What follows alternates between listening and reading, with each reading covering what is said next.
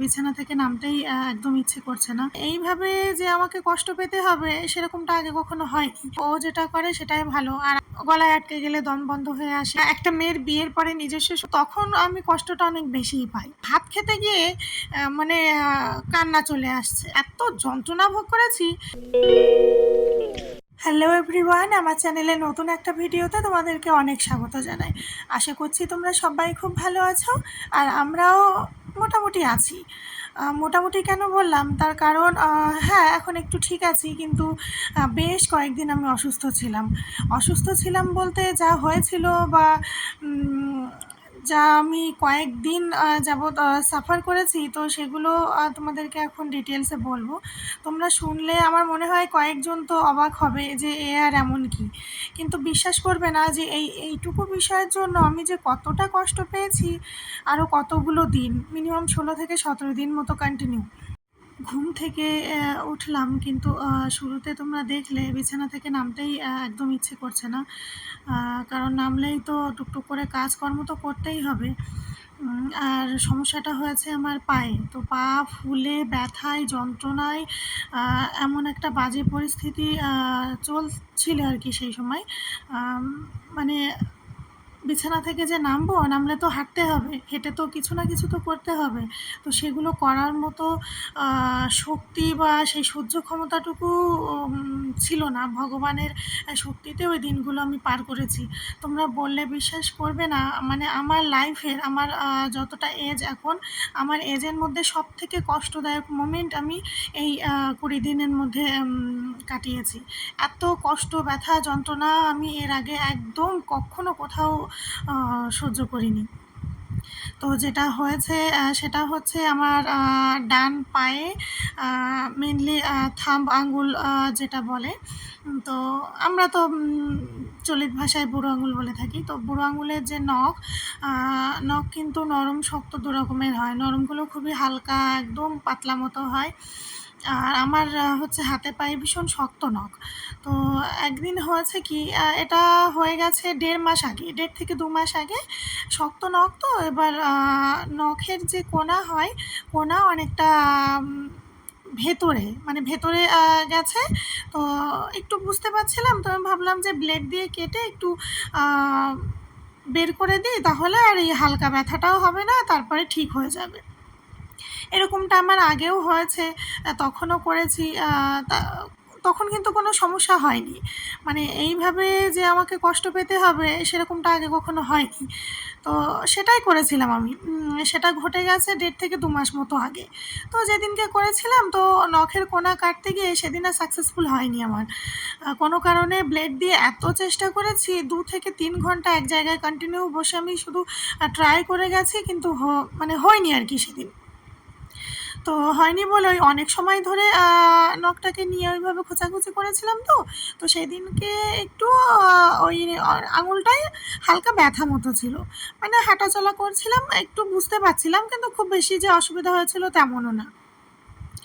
তারপর সেটা ঠিকও হয়ে গেল পরের দিন সকাল হতেই। হালকা ব্যথা যেটা আগের দিন হয়েছিল। তো 1.5 মাস পরে গিয়ে আমার যে এই কষ্ট ভোগ করতে হবে, সেই নখের কোনা ফুলে ফেঁপে, বাপরে সে যে কি বাজে অবস্থা, পা ফুলে। আর বুঝতেই পারছো, নখের কোনা ফুলে ফেঁপে যাওয়া মানে একটা হালকা রস মতো বেরিয়ে একটু ময়লা মতো হয়ে গিয়ে, আর তার উপরে এত অসহ্য ব্যথা যন্ত্রণা, যেটা কিনা আমি একটা এত বড় মেয়ে হয়ে সহ্য করতে পারিনি। মানে আমার চোখ থেকে পর্যন্ত জল বেরিয়ে গেছে, এরকম অবস্থা। হ্যাঁ, ডাক্তারের কাছেও কিন্তু গিয়েছি, ওষুধ এনেছি, খেয়েছি। তো প্রথমে না আমারও একটু ভুল হয়েছিল। যেমন প্রথমে যখন 2-1 দিন হালকা একটু ব্যথা হচ্ছে, একটু ফোলা মতো লাগছে, তো আমি অতটা বুঝতে পারিনি যে ওটা সেই 1.5 মাস আগের নখ কাটতে গিয়ে যেটা হয়েছিল, তার ফলে মানে এরকমটা যে হচ্ছে বা হবে, সেরকম কিছু বুঝতে পারিনি বা আমার অত মাথাতেও আসেনি। তো তারপরে কি হয়েছে, আমি আর অতটা মানে গুরুত্ব দিইনি বিষয়টা, যে ডাক্তারের কাছে যাব, ওষুধ আনবো, খেতে হবে, না হলে সারবে না, এরকম কিছু। তো যাইনি। তো আমার এদিকে মণ্ডলমশাই বলছে চলো ডাক্তারের কাছে যাই, ওষুধ নিয়ে আসি, অল্পতে কমে যাবে। ও ভীষণ যে কোনো রোগ অসুখে ভীষণ ইম্পর্ট্যান্স দেয়, এটাই ভালো। পরে গিয়ে দেখি যে ও যেটা করে সেটাই ভালো, আর আমি প্রথমে শুনি না, শেষে গিয়ে ভীষণ পরিমাণ বকা খাই। তো আমি ভেবেছি যে সামান্য কিছু কমে যাবে, কমে যাবে করতে করতে ওটা যে এইভাবে 20 দিন ধরে আমাকে কষ্ট পেতে হবে সেটা তো বুঝিইনি। তো তারপরে গিয়ে শেষে তো ডাক্তার দেখিয়েছি, কয়েকবার করে করে ওষুধ নিয়ে এসেছি। মানে কি বলবো, সামান্য ওইটুকু কারণের জন্য আমার কত টাকা যে ওষুধ খেতে হয়েছে। টাকার কথা ধরছি না, মেন ব্যাপার হচ্ছে ওষুধ খেতে আমার একটু সমস্যাই হয়, মানে আমার একটু গলার প্রবলেমও রয়েছে। তো একেবারে ছোটো দানার ওষুধগুলো খেতে অসুবিধা হয় না, একটু বড় ওষুধ হলে না গলায় আটকে যায়। তো গলায় আটকে গেলে দম বন্ধ হয়ে আসে, মানে উল্টে বেরিয়ে আসে, সে একেবারে বিচ্ছিরি কাণ্ড হয়। তো সে কারণে একটু ভয় ভয়ও লাগে বড় ওষুধগুলো খেতে। তবুও কিছু করার নেই, সেই ভয়কে জয় করে অনেক বড় বড় ওষুধও খেয়ে নিয়েছি, এখন মোটামুটি ঠিকও আছি। ও তার মধ্যে আরও একটা বিষয়, শুধু পায়ের ওই মানে ব্যাপারটা হলে না হয় হতো, মানে সত্যি বলতে আমার না সেভাবে আমি এইভাবে অসুস্থ খুব কমই হই ভগবানের ইচ্ছায়। কিন্তু যখন কোনো কিছু আমার হয় না, তখন একসাথে অনেক রকম আসে, অনেক কিছু একবারে হয়ে যায়।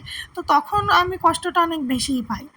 তো যে কোনো মেয়ে বা ছেলের ক্ষেত্রে কি হয়, আমি আমার নলেজ থেকে বলছি, মানে যেহেতু আমি মেয়ে, বিয়ের আগে হলে বিষয়টা কি হয়, বাড়িতে মা বাবা ভাই বোন ফ্যামিলি থাকে, তারা ভীষণভাবে টেক কেয়ার করে, বিষয়টা একটু আরাম পাওয়া যায়। কিন্তু একটা মেয়ের বিয়ের পরে নিজস্ব সংসারে কিন্তু আরাম তো দূরের কথা, এক বিন্দু বসে থাকলে সব কাজই পড়ে থাকবে। আর আমার হাজব্যান্ডের যেহেতু উইকলি শিফট চেঞ্জ হয়ে যায়, তো সেক্ষেত্রে কি হয়, আমাকে সেইভাবে ম্যানেজ করতে হয়। তো আমি যে কয়দিন ওইভাবে অসুস্থতার মধ্যে দিয়ে দিন কাটিয়েছি, তখন কিন্তু ওর যেভাবে যেমন মানে সময় পেয়েছে, আমাকে সেভাবে হেল্পও করেছে।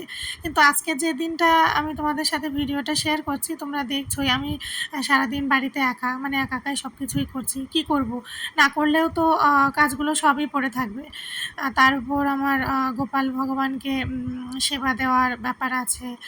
তাকে আমি 2 বার তো মিনিমাম সেবা দিই, মানে পুজো করি।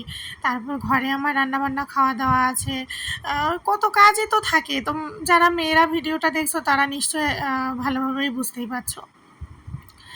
তো আসল কথা হচ্ছে পায়ের একটা বিষয়, সেটা না হয় হলো, তার উপর হয়েছে মুখের মধ্যে ঠোসকা ওঠা বা এরকম কিছু হয়তো বলে, ছোট ছোট ফুলে গিয়ে, মানে হালকা ছাল উঠে গিয়ে লাল মতো হয়ে রয়েছে।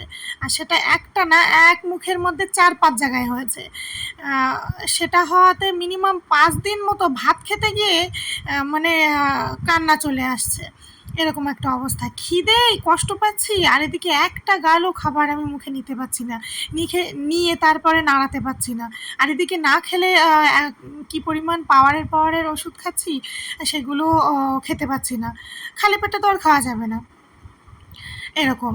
তো সেটা গেল, মানে পাটা নিয়ে কষ্ট পাচ্ছি, তার উপরে মুখের ওটা শুরু হয়েছে, তারপরে কয়েকদিন এরকম হয়েছে কন্টিনিউ আমার এত মাথা ধরেছে বলতে আমরা বলি যে মাথায় যন্ত্রণা, আর মাথায় যন্ত্রণার ওষুধ আমার ঘরে আছে। তো এমন জায়গায় মাথায় যন্ত্রণা যে তার জন্য কোনো ওষুধ নেই।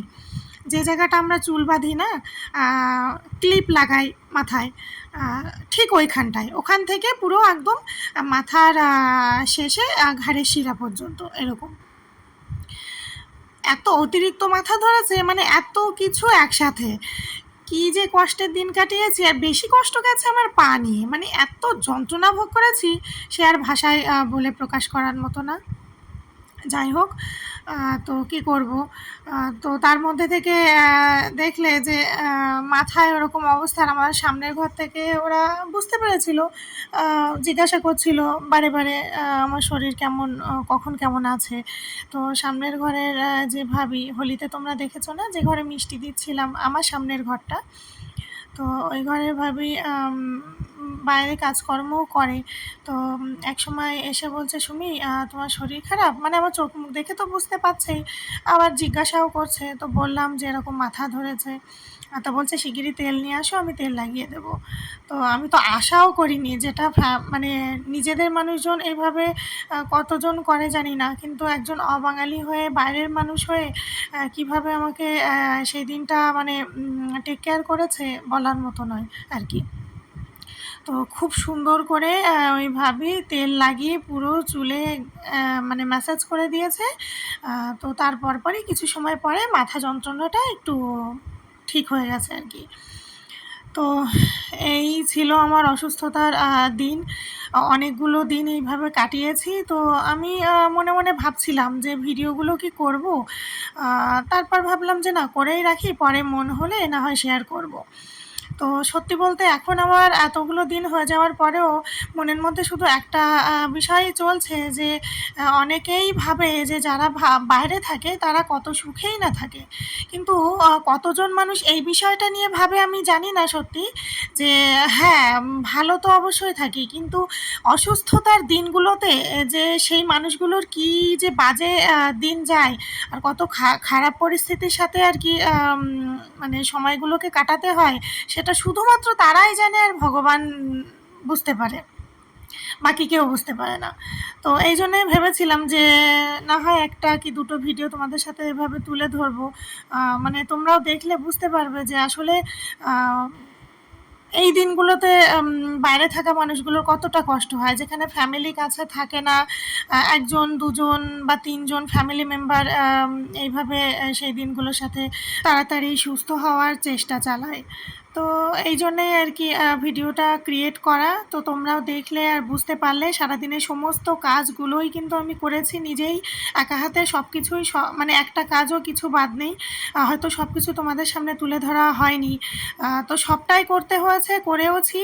তো এই ছিল আমার আজকের ভিডিওটা ভালো লাগলে একটা লাইক করে দিও, আর কেমন লাগলো তোমাদের নিজেদের কাছে অবশ্যই কমেন্ট করে জানিও। আর আমার চ্যানেলে নেক্সট ভিডিওগুলো পেতে অবশ্যই আমার চ্যানেলটাকে সাবস্ক্রাইব করে আমার পাশে থেকো।